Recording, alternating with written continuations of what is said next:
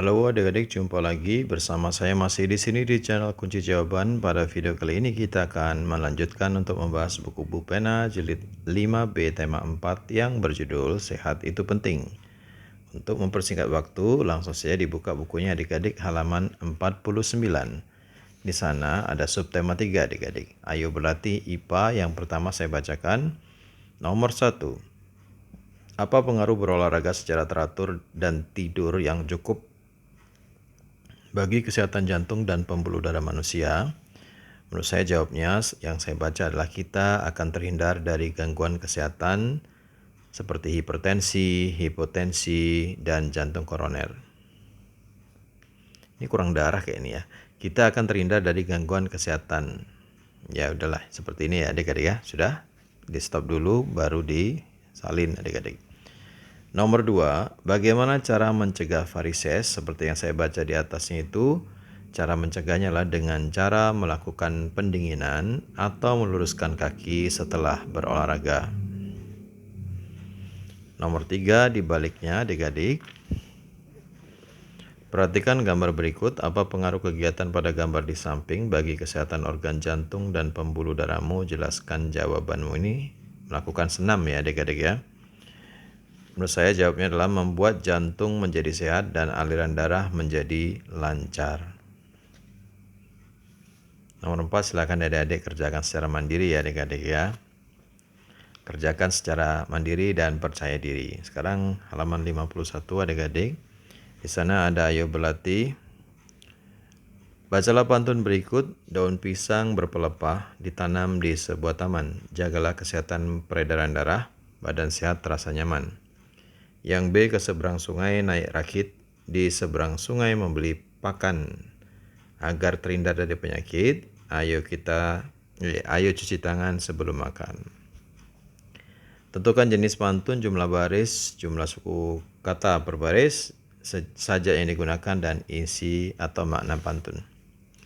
Oke, saya sudah tuliskan di sini. Untuk pantun yang A, jenis pantunnya nasihat. Yang B juga pantun nasihat. Jumlah baris dari pantun yang A 4 baris, yang B juga 4 baris. Jumlah suku pada pantun A 8-13 suku kata, pada pantun B 10-11 suku kata. Kemudian sajak pada pantun A adalah ABAB dan sajak pada pantun B juga ABAB.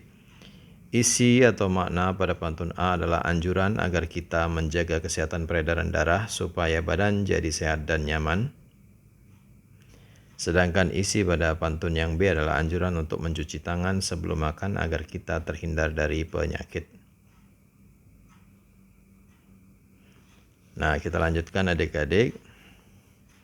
Nomor 2, carilah sebuah pantun bertema pola hidup sehat, lalu identifikasikan ciri-ciri pantun tersebut, tuliskan dalam bentuk tabel. Oke, saya mengarang sebuah pantun di sini adik-adik. Bukan logam tipis berkarat, tetapi kayu untuk selancar. Makanlah makanan berserat agar pencernaan jadi lancar. Jenis pantunnya adalah pantun nasihat, jumlah barisnya adalah 4 baris, jumlah suku katanya 9-10 suku kata, sajaknya ABAB, maknanya adalah anjuran agar kita makan makanan berserat agar pencernaan tidak terganggu. Kemudian menuju ke halaman 53. Di situ ada ayo berlatih SBDP nomor 1. Apa yang kamu ketahui tentang gambar cerita? Menurut bacaannya di sini adik-adik, jawabannya adalah gambar cerita adalah gambar yang terdapat pada sebuah karya tulisan. Nomor 2, apa fungsi gambar pada sebuah cerita? Fungsinya untuk memperjelas, menegaskan dalam dan memperindah suatu cerita. Kemudian nomor 3, sebutkan macam-macam objek gambar. Ini dia, objek gambar manusia, hewan, tumbuhan, dan benda. Nomor 4, tuliskan langkah-langkah membuat gambar cerita. Yang pertama, tentukan ide atau gagasan, kemudian buatlah sketsa atau rancangan gambar. Selanjutnya, warnai gambar. Nomor 5, Perhatikan kedua gambar berikut, lalu pilihlah salah satu gambar di atas. Buatlah sebuah cerita berdasarkan gambar tersebut. Tulisanmu harus meliputi tema cerita, latar tempat cerita, alat mewarnai yang digunakan. Oke, saya memilih gambar B. Ceritanya adalah pada hari Senin kami melakukan piket kelas di sekolah. Ini berarti latarnya di sekolah ya adik-adik ya. Temanya adalah piket kelas berarti. Kami melakukannya secara bersama-sama. Sebagian murid ada yang menyapu, mengangkat kursi, dan ada yang menghapus papan tulis. Alat yang digunakan untuk menggambar ilustrasi atau untuk mewarnai ilustrasi itu menurut saya adalah pensil warna. Baiklah, kita lanjut ke halaman 54. Di sana ada ayo berlatih IPA adik-adik. Nomor 1, jelaskan dalam bentuk tabel beberapa gangguan kesehatan pada darah manusia beserta cara mencegahnya. Saya tuliskan 3 di sini adik-adik. Yang pertama adalah gangguan anemia. Cara mencegahnya adalah mengkonsumsi makanan yang mengandung zat besi. Kemudian gangguan leukemia.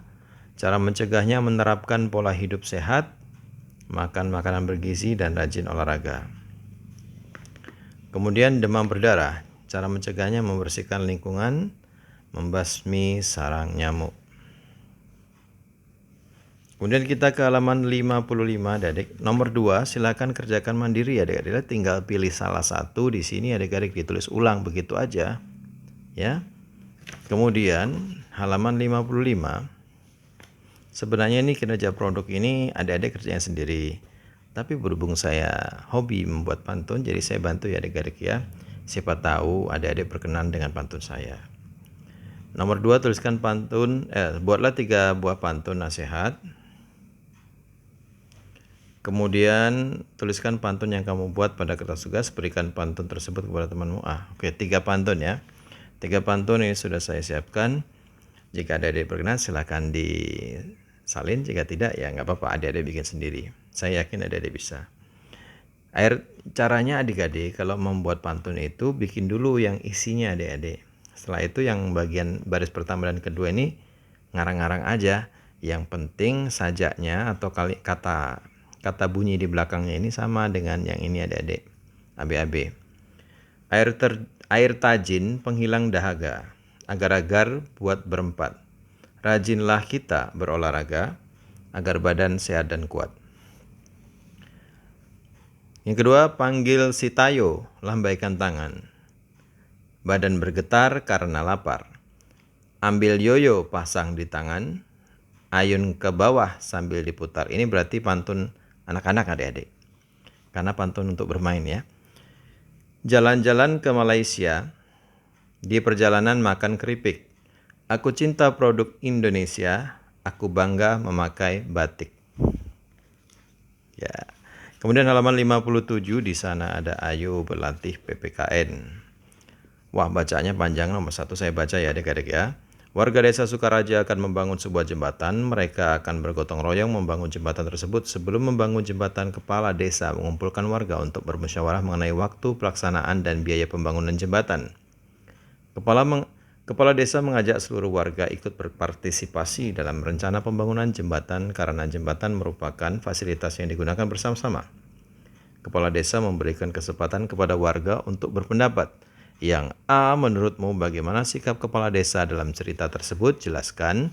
Menurut saya, Menurut saya, sikap kepala desa bijaksana dan demokratis karena telah memberi kesempatan warga untuk berpendapat. Ya Allah, tulisannya jelek ini adik-adik. Tadi agak ngantuk soalnya. Kemudian yang B, apakah sikap kepala desa mengutamakan kepentingan bersama di atas kepentingan pribadi atau golongan? Jelaskan. Jawabannya ya, sikap kepala desa mengutamakan kepentingan bersama karena kepala desa akan membangun jembatan untuk fasilitas warga. Mudah-mudahan ini nyambung ya adik-adik ya. Kalau nggak nyambung silakan adik-adik bikin yang lebih bagus daripada jawaban saya. Namanya juga menurutmu ya adik-adik. Kalau menurutmu itu berarti jawaban saya sama jawaban adik-adik atau jawaban guru sekolah bisa jadi sedikit berbeda. Kemudian kita ke yang C ya adik-adik ya. Apakah manfaat pembangunan jembatan secara bergotong royong? Manfaatnya banyak, 3 saya sebutkan di sini adik-adik.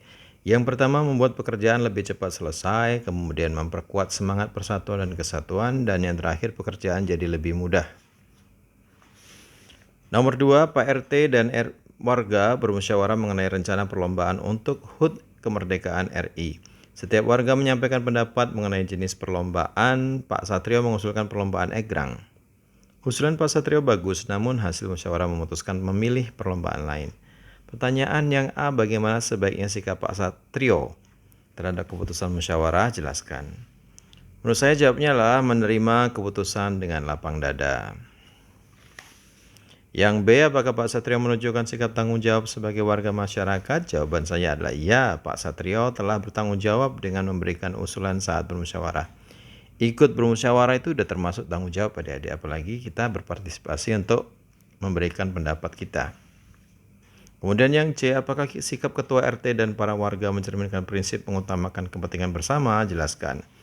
Menurut saya, ya benar, walaupun ada yang mengusulkan perlombaan egrang, namun keputusan yang harus diambil ketua RT harus berdasarkan usulan terbanyak.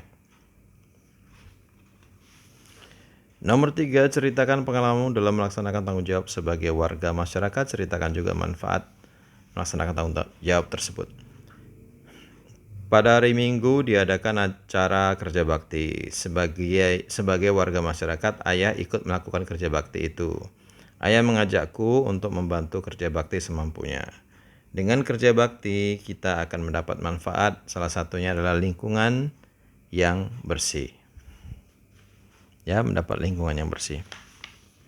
Oke adik-adik, sampai di situ dulu perjumpaan kita. Kita akan lanjutkan lagi di video berikutnya. Jangan lupa diulang-ulang, semoga bermanfaat ya adik-adik ya. Jangan lupa diulang-ulang lagi pelajarannya. Bagi yang sudah subscribe, terima kasih banyak atas dukungannya. Bagi yang belum, ya silahkan di subscribe jika video ini bermanfaat untuk Anda. Dan jangan lupa di like dan komen dengan sopan, dan di share kepada teman-temannya agar mereka juga bisa mengerjakan buku Bu Pena jilid 5 tema 4 yang berjudul Sehat Itu Penting. Mohon maaf sekali jika banyak kekurangannya. Terima kasih dan sampai jumpa.